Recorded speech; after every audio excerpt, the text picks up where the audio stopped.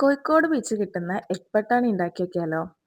അത് ആ കോഴിക്കോട് ബീച്ചിൽ ചൂടോടെ കഴിക്കുമ്പോൾ കിട്ടുന്ന ഒരു സുഖം നമ്മളെ വീട്ടിലുണ്ടാക്കിയാൽ എനിക്ക് കിട്ടില്ല. അതെന്തായിരിക്കും അതിൻ്റെ ഒരു ഗുട്ടൻസ് എന്ന് എനിക്ക് ഇതുവരെ അപ്പോൾ മനസ്സിലായില്ല. അതുണ്ടാക്കാനായിട്ട് ഒരു 250 ഗ്രാം പട്ടാണിയാണ് ഞാൻ ഇവിടെ എടുത്തിട്ടുള്ളത്. അതിലേക്ക് കുറച്ച് മഞ്ഞൾപ്പൊടിയും കുറച്ച് ഉപ്പും എടുത്തിട്ട് ആവശ്യത്തിന് വെള്ളം ഒഴിച്ചിട്ട് നമുക്ക് കുക്കറിൽ ഒരു 3 വിസിലടിക്കാം.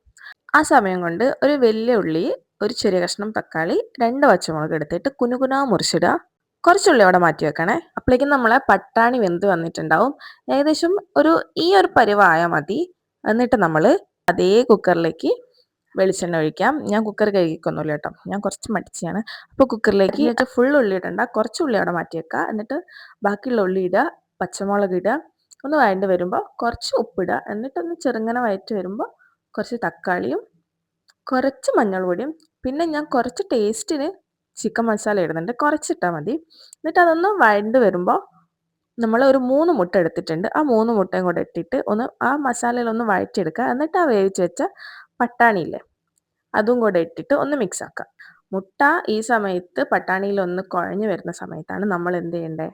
കുരുമുളക് ഇടേണ്ടത്. കുരുമുളകും ഉപ്പും നോക്കിയിട്ട് ഇപ്പം ഇട്ട് കൊടുക്കാം.